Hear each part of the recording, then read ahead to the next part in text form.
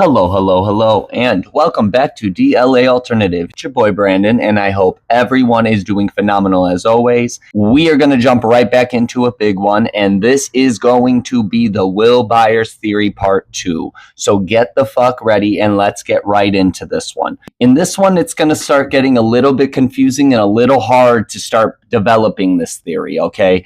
And the reason being is because this is after Will vanished. If you did not see part 1, go check it out first. That covers the first 8 minutes and 15 seconds of Season 1, Chapter 1, The Vanishing of Will Byers, and it covers all the way up until Will vanishes. And basically this theory was developed based off of a secret find that I found in the Vanishing episode. Right when Will vanishes, there's this hand right there in the window, and we have no explanation for that through this entire show. So this is what started this theory. So also go check out that video if you haven't seen it as well. However, let's get right into this one. And this one is going to get a little confusing because Will has now vanished. So now the major point of this theory is trying to figure out what's happening to Will while we don't see him, okay? And while we know he's in the upside down, we just don't know exactly what's happening to him. All we get is what we know from the show. So that's the mystery of this theory, and that's what we're trying to figure out. So let's get right into it. So how we're going to do this is we're going to go from scene to scene, and we're just going to try and figure out if there's anything weird going on with any of our characters and with anything in the background, and if anything really weird is happening in the background that could give us some hints to what is happening to Will, or if we get any signals of somebody that has involvement with Will's vanishing.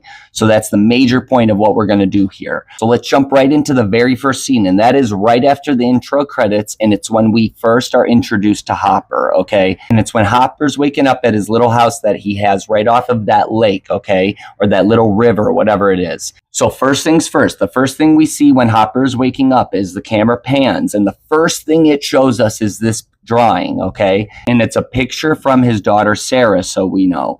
And we don't know who Sarah is at this point yet. It's way too early for that. But it's a picture from his daughter, okay? And that picture reminds me so much of the picture we see later in this season when he goes to Hawkins' lab to try and find Will on his own. And he goes into Eleven's room that we think, and he sees Eleven's drawing, okay? And he compares that later, and he uses that to his advantage later to get some more info. And that's what leads him on the hunt to go find Mama. But anyways, that picture reminds me so much of Eleven's drawing. It's ridiculous. They look almost identical to me. Just the style of artwork and the young aspect of a young child or a young girl drawing her family. But right after that, the next thing that's odd is right on his fucking kitchen table, okay, or this little table there's a bunch of trash and there's some books. And there's this one book there that is by Ernest Hemingway, and it's called The Old Man and the Sea. And this book is interesting because I looked up what it's about, and it's about a man who has to keep trying over and over and over again until he is successful with what he's trying to accomplish. And it's really odd that this is on Hopper's table, okay? And I have this thought that Hopper's involved with something involving Will's vanishing, or he knows something more than we know through this entire show. Because Hopper has a lot of luck in this show, and it's a little odd that he knows certain things and that he gets more nervous as this show goes on. And Hopper has something about him that we're going to try and figure out throughout this theory and his own theory coming out soon. But keep in mind that it's a little odd that this book is there, all right? And the next thing I found weird is that the news report on the television, okay, right here, is talking about a major power outage from the night before. And we did not see that all the way up until at least Will vanished. We did not see any major power outage whatsoever. So my thought is that major power outage happened after Will vanished, and why would that be a thing? And what happened when Will vanished that could have caused a major power outage that people still do not have power? And that's what they're saying in this news report, that people still do not have power and power companies are working to restore the power. So it's a little odd that we did not see that, but now all of a sudden waking up the next morning, there's this major power outage that happened the night before. So let me know your thoughts about that. So after the Hopper scene, we have some of those weird things, okay? So keep your eye on Hopper throughout this whole entire episode, whole series, whole season, everything, okay? Just keep your eye on Hopper and let me know your thoughts if you find anything weird about Hopper. I know some of the fam in the comments already have some ideas, and we've been talking about it. So trust me, we are going to get into a Hopper theory strictly just about him. But these hints come up right away when we first ever see Hopper, and it's a little interesting if you've never thought about it like that Hopper could be involved. But let's get right into the next scene, and that's when Joyce and Jonathan are waking up the next morning, and this is right when they are about to figure out that Will is not there, okay? And the thing I want you to keep in mind about this scene as well is I want you to keep your eye on Jonathan through this entire show as well. I don't think Jonathan knows about anything personally, but I think Jonathan, or season 5 Jonathan, is going to have some involvement with a big thing that has to do with this whole time shit. And I'm going to get into that with another theory as well about Jonathan strictly, because this theory is about Will and Will's vanishing. But keep your eye on Jonathan as well throughout this entire show. It's a little odd how he acts at certain moments and how he knows certain things or how he acts at certain times. It's just a little odd.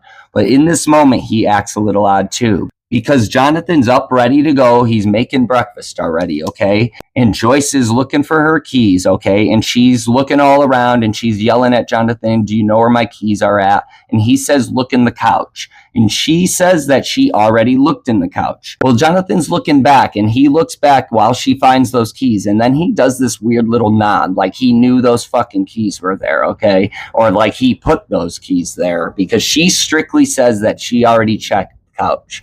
So that's where it gets a little weird right off the bat. But then all of a sudden she asks, is Will up for school yet? And he says he didn't get him up yet. She gets mad and then she runs to Will's room to try and see if he's up for school yet.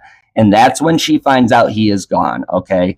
And this is when it gets odd to me with Jonathan. She comes back and she's asking Jonathan, did he come home last night? And this is when Jonathan says, no, I don't know. She gets mad and he says he was working late. And he says that he was out working late and he took extra shifts for money. And that would throw off Joyce's mindset, thinking like, oh, he's trying to do something nice and he just forgot, okay? But the thing that's weird about Jonathan is that even if he was working late, okay, why did Jonathan not check if Will was home right here?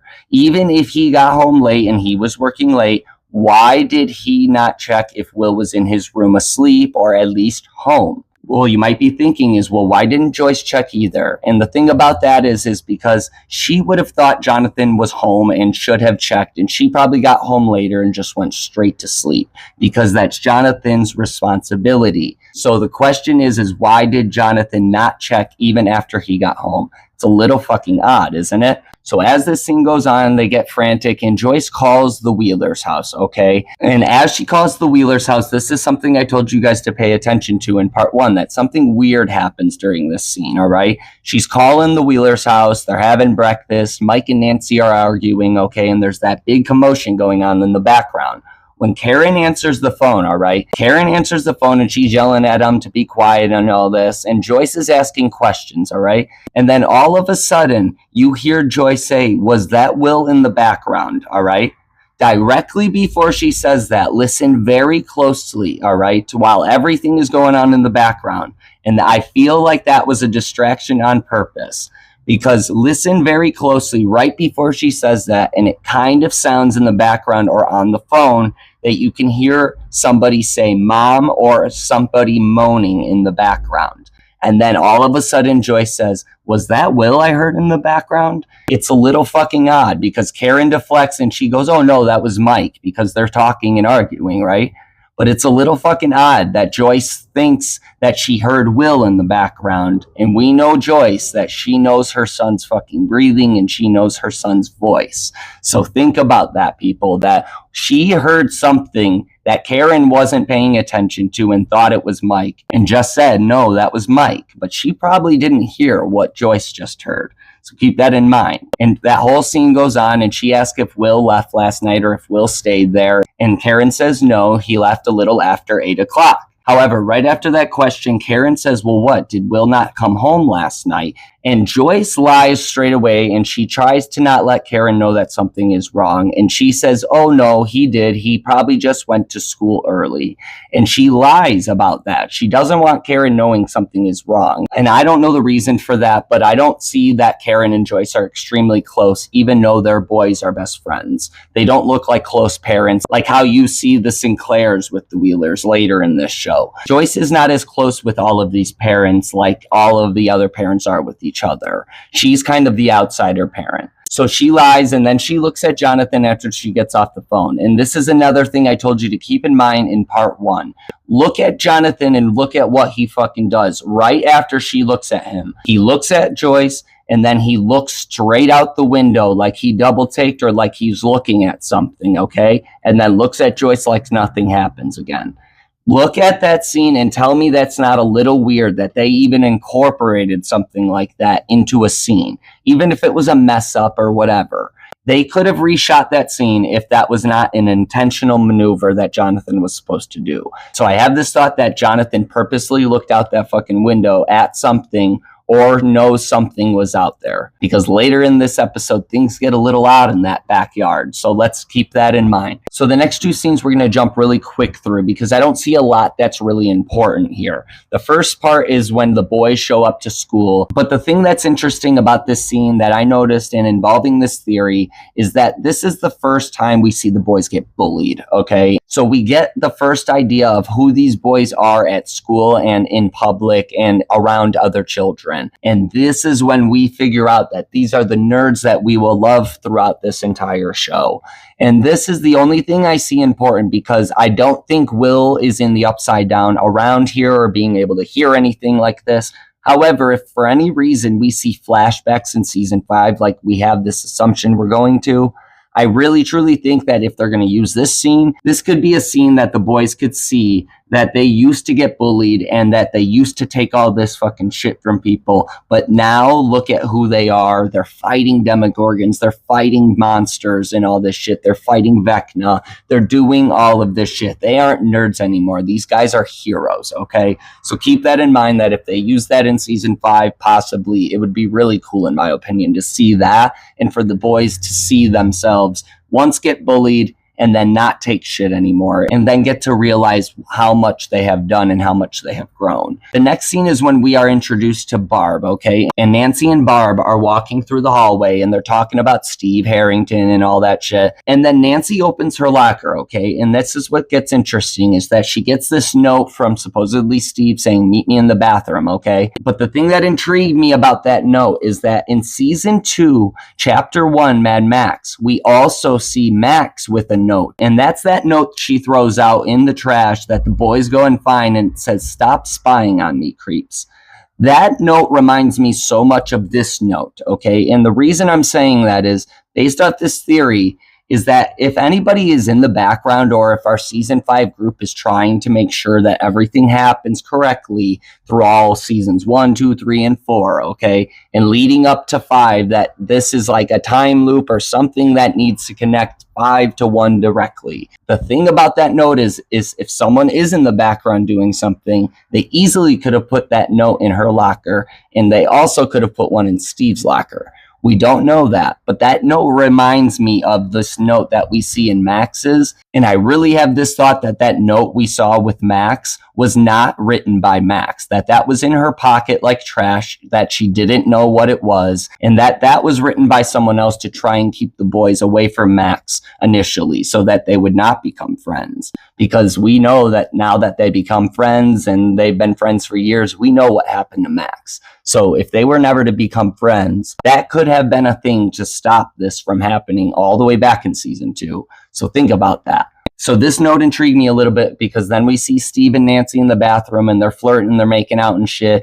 And then they make plans to meet at 8 o'clock on Dearborn and Maple. And that never ends up happening. So it's a little interesting that if anybody is involved with these notes on the outside, or somebody else is involved with these notes that got Steve and Nancy to go into the bathroom to talk, they could have been around, and they now know that Steve and Nancy had plans to meet on a certain street at 8 o'clock. But that never ends up happening. So just keep that in mind, that what would have happened if they ended up meeting at 8 o'clock on Dearborn and Maple. It's a little interesting, right? So this is where I want you to pay attention 100%, okay? And this is what I mean by pay attention to Hopper, all right?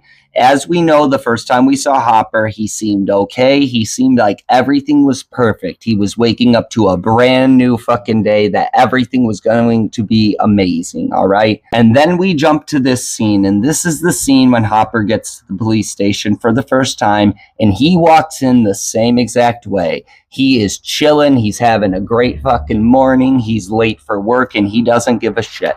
And he walks in, and Flo is trying to tell him about some calls they had this morning. He's making jokes at the boys. Then Flo starts talking about the calls they got, okay? And that one of them was from Phil Larson saying that some kids stole gnomes out of his yard. In my opinion, it would be so fucking funny if they used that to their advantage in season 5, and we find out that our season 5 group are the ones that were stealing those gnomes for any reason. Who fucking knows? It would be kind of funny. But the next call she says is the Joyce call, and that's when she tries to tell Hopper that Joyce Byers called saying that her son is missing, okay? Pay attention to Hopper and how he acts. He looks at Flo like, oh yeah, okay, and does not even give a shit.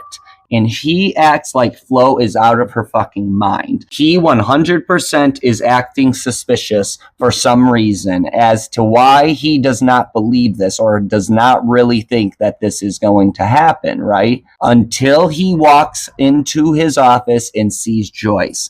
And that's when he makes this fucking face like, oh shit, this was not supposed to happen yet.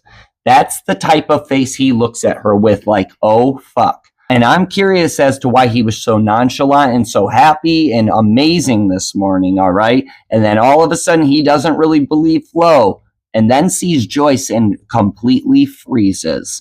And that gives me a vibe that Hopper does know a little bit more than we think, but he might not know everything. And this could have been his hint or his clue that, yes, that this is about to happen, okay? So keep that in mind, that this is exactly how Hopper is acting during this whole conversation. So while they're talking during this conversation, it gets extremely interesting, because this is when Hopper is apologizing. He's like, I'm sorry, I was late. And Joyce is saying she called a bunch of times and shit. And the first thing he mentions about all of this is that nothing bad like this ever happens in Hawkins, okay? And he mentions Lonnie, all right? So they're talking about Lonnie, and Joyce is trying to say, no, Lonnie has nothing to do with this. He lives in Indianapolis, and that he has no involvement with this whatsoever. And a lot of people think that Lonnie does have involvement with this, and that's why Will is involved with this in the first place. We could start developing a theory based off Lonnie as well, but I'm not too sure about all of that just yet. However, they're talking about Lonnie, and that's the first thing Hopper wants to blame. And we can kind of tell that Lonnie and Hopper probably have some animosity towards each other, because how Joyce acts. She does not want Lonnie involved, and she does not want Hopper to contact Lonnie. So she basically says, I'll call him, I'll get him involved, and I'll figure it out. And she's basically just being an extremely nervous mom. And Hopper tries to calm her down, all right? And he basically says that 99 out of 100 times this will not happen. And that's when Joyce says, well, what about the one? And that's what I want you to keep in mind, is that when Hopper walks in here, he acts as if this was not going to ever fucking be real until he saw Joyce sitting there. So my honest thought is that's why they incorporated that conversation, is that Hopper now knows this is the 1 out of the 100 times that this is actually going to fucking happen. So if Hopper knows anything, Hopper is acting extremely weird, and then they have this random conversation that 99 out of 100 times this won't happen, but one time it could. And this could be the one time that Hopper might know that something is happening now. And then all of a sudden, he tries to stray away from that and calm Joyce down again. And the weird thing I told you to keep in mind in part 1 as well is that I asked if anybody has ever realized if there was anything weird about the owl symbol or the owl sounds in this show.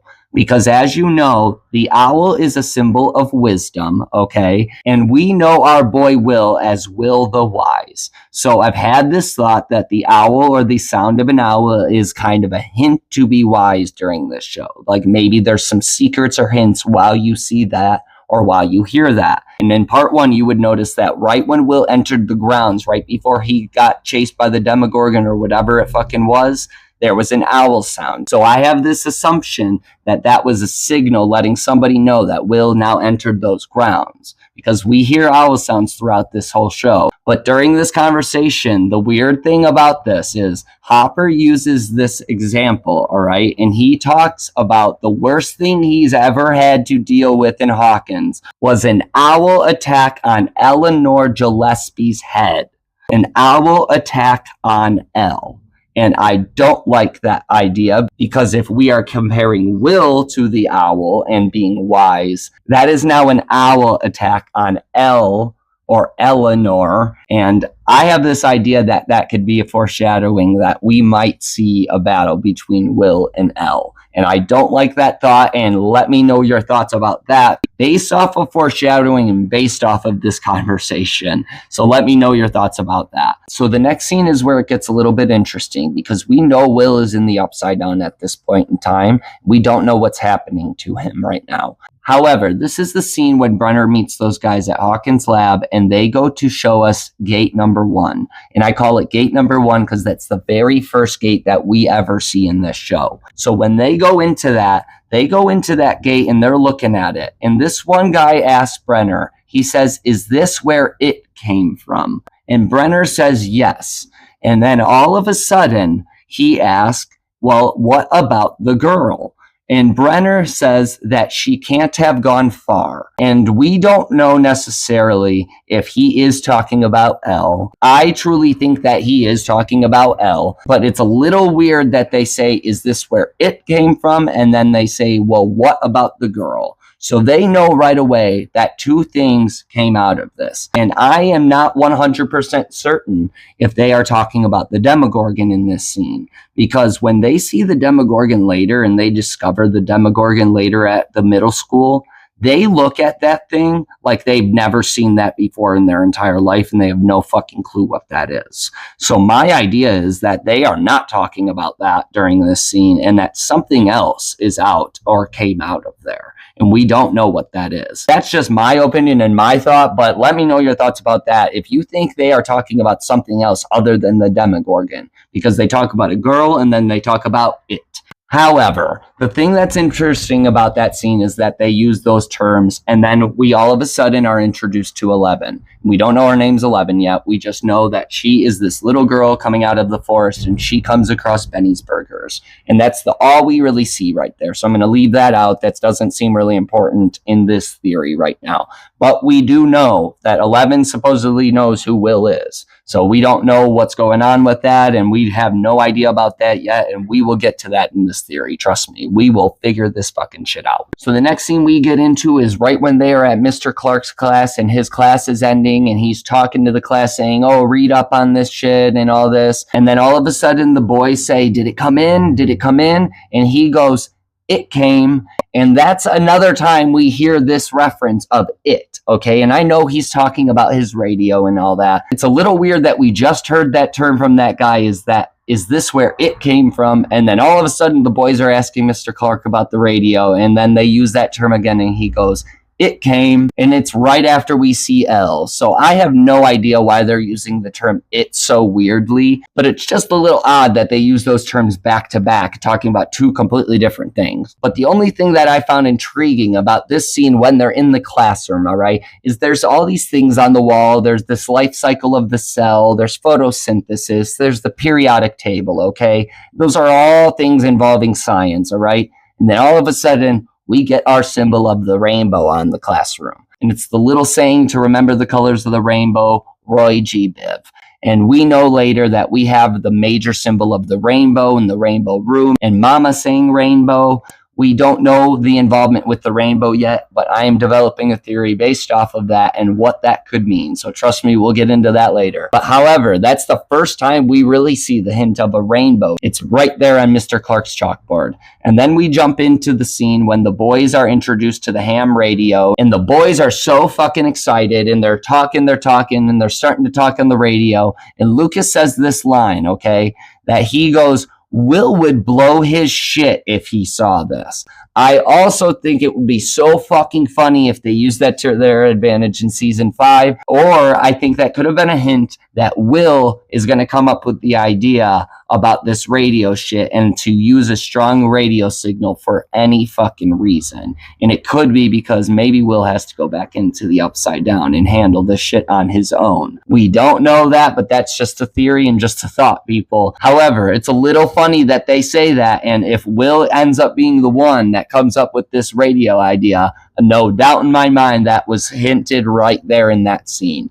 And we know that that radio is extremely strong, and we know that radio can connect all over the fucking world. So if they have a really, really big radio, like we already know they're going to have in season 5 with the radio station, then maybe Will is the one who comes up with that idea, and maybe Will did blow his shit when he saw that fucking radio for the first time. But the next scene is when it gets interesting, is because that's right when Hopper and the principal come in, and they say that they need to talk to the boys, and they bring them into the principal's office, and the boys are having this commotion, arguing and shit, and Hopper's so fucking annoyed at this point, because Hopper, I feel, knows where he needs to go with this at this point. If he is involved in no shit, he knows what should be happening next. So he would be annoyed during this moment because he knows he just wants to get through this shit. Because as soon as they start asking questions and they ask what road that Will takes home, they say Mirkwood, which is a fake road from The Hobbit or The Lord of the Rings, whatever. They have that argument, and it's from The Hobbit, Dustin says. And the thing that I want you to keep in mind is that these book references are pretty interesting during this first chapter, and that to me is why they use the term chapters instead of episodes, because it's like a storybook, in my opinion.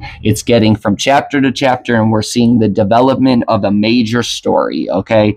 But that's the thing, is that they use books as references, and The Hobbit and The Lord of the Rings are some of the most famous books out there. And The Hobbit is a very old book. But the thing that's interesting about that series is that The Hobbit is basically like the start to a problem that never really fully gets resolved, all right? And then The Lord of the Rings came out way later, and The Lord of the Rings is the connection to that story, and that's the story that ends up resolving it with new people and generations later. So I really truly think that that's also a hint to what this show is going to be. That The Hobbit is kind of like season 1. It's the start to a problem that's never fully going to get resolved. And then The Lord of the Rings is kind of like how the rest of the show is going to play out. It starts off with their journey, and it ends up with them resolving the major problem. It kind of hints at that. But the thing that's interesting is Hopper's extremely annoyed during this scene because he probably just wants to get through it because he already knows.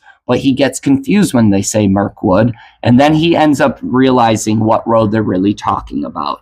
And he does not want the boys involved. He tells them to go home, and then he gets really fucking annoyed, and he says, "Do I make myself clear?" Because he really does not want these fucking boys that are annoying the shit out of him involved with something if he knows where he has to go next. Because the next time we see Hopper later is when it gets interesting as well. So the next scene is when it gets very interesting, okay? And this is the ring-a-ding-ding scene. And I'm going to try and make this very quick during this scene because there's only a couple things that I noticed that are very odd. This is a flashback, okay? So this is well before our story of Stranger Things ever started. And this shows us an idea of who Will is when he is by himself and in his private space, okay? And the thing that's weird about this is that if anyone met Will at any point in time, say 11 or something evil or just something, okay, when Will was by himself at Castle Byers, look at what it says right on Castle Byers. It says, "All friends welcome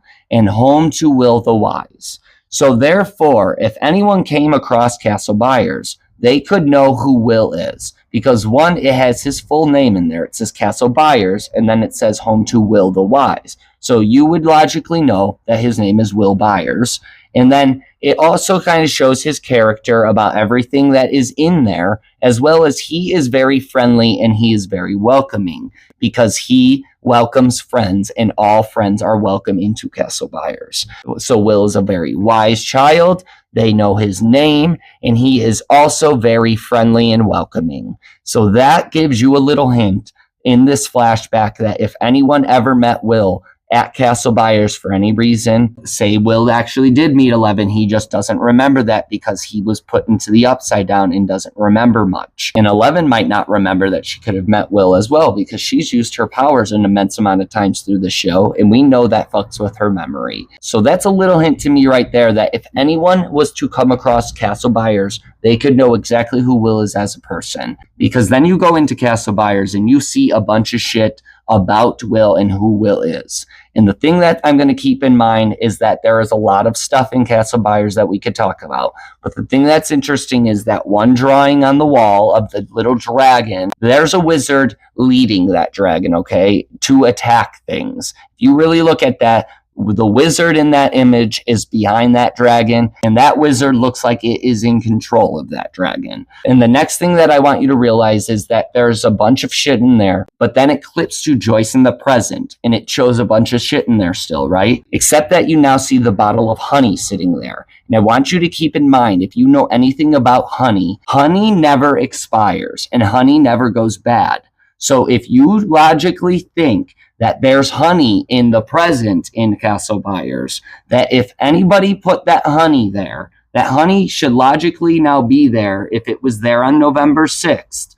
That honey should now be there in the upside down. And Will, if he makes it to Castle Byers, which we know he does later in this show, he could survive based off of that honey. Because whether time is fucked up in the upside down or not, honey never expires, and honey could have been a way that Will was eating in the upside down, because you got to think he was there for a few days. Whether he's stuck in time in the upside down, Will still needs to eat, and Will still needs something in order to survive. So logically, that gives us an answer that Will could have survived in Castle Byers while he had that honey, because he could have eaten that honey and that would have been enough for him to just live off of for a few days. It's something. So keep that in mind. So if you also watch those Stranger Things secret videos, you would also know that right in this scene, this is when we get a little weird. And this is when we also get the hint that things are happening in the background.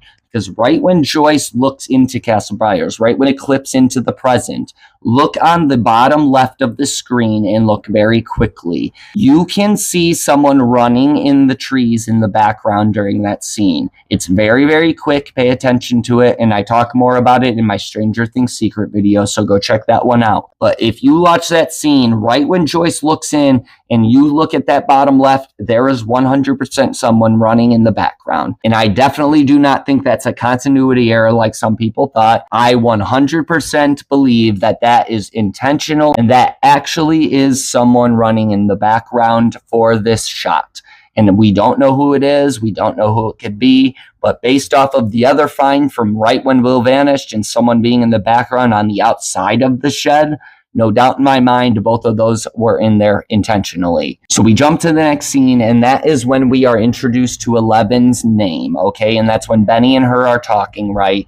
And the thing that's interesting about this scene, okay, is this is when Benny and her are talking. He sees her tattoo, all right? She says her name's 11. He doesn't really understand that. And then he goes into the kitchen. He tries to call child services or social services, and he tries to get her help, okay? And that number, I'm assuming in a phone book, I want you to keep in mind is directly next to animal control, which is a little odd. And look at the phone number for animal control. It says 555-0108. And we know later in this show that number 1 and number 8 are both people and both patients of Hawkins' lab that are involved in this show. So it's a little weird that both those numbers are associated with animal control. If you ask me, that's a little fucking odd. So Benny calls and he's on the phone saying, yeah, come by, come and help her, all right? And then we see 11 and she looks at that fan because the fan is annoying her, all right? And she looks, and that's when we're introduced to her powers, all right? and she stops that fan. And I have this idea that this scene with this fan is showing us that 11 has the capability to stop time or slow down time. And that would connect to the reason why the Upside Down could be stuck or moving very slowly, because 11 could have created the Upside Down. And we don't know that yet, but I have this thought based off of this scene that that's connecting that somehow, because it's a little odd that it shows her seeing something rotating really fast, and then she uses her powers to stop it in time. So keep that in mind as well. It's a little odd to me. And now we are going to get to our last scene of part 2 of the Will Byers theory, okay? And the reason being is because this is extremely long, and I am trying to keep this extremely detailed for everybody. This last scene is very interesting, and I want you to keep in mind because this is our next scene with Hopper. And I've told you to pay attention to Hopper through this whole entire time. And I want you to watch Hopper right in this scene. This is after he's talked to Joyce. This is after he's gone to the school and talked to the boys. And now he is about to find Will's bike, all right? And look how he acts right before he finds Will's bike. The other 2 cops are way behind him, yelling. And all of a sudden, Hopper looks extremely nervous, right? And he's walking on his own, and he takes an anxiety pill or whatever the fuck he's taking. And then all of a sudden, he turns his head right in the perfect spot, and he says, "I found something." And it looks to me as if Hopper was getting ready to prepare for the big find of the bike, because this will now let the other cops know and now involve the public and Joyce knowing that Will is truly missing. And this would have been the moment that if Hopper knows anything truly about this, or has any involvement with trying to help with this, that this would be the moment that he should get extremely nervous, because this is the moment that now everything is about to go full on and everyone is about to truly know that Will is vanished.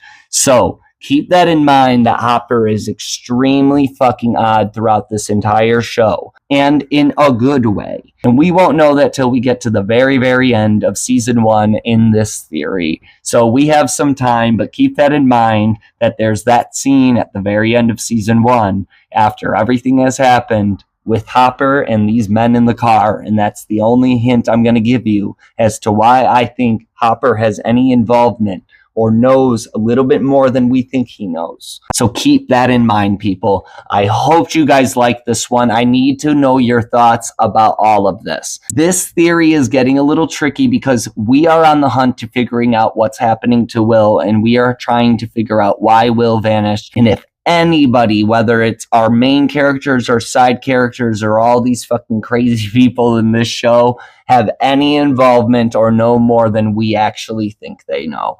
So I hope you guys like this one. This was Will Byers Theory Part 2, people. It was a big one, and we are going to get into Part 3 as soon as I fucking can. I got way more theories coming out all year long, and we are finally going to get into some other shows very, very soon, including Squid Game, including Wednesday, including whatever the fuck you guys want. So let me know your thoughts. With all the love I can give you guys, keep subscribing, keep liking, keep following this journey, and much love always. It's your boy Brandon, DLA Alternative, and you already know, we out!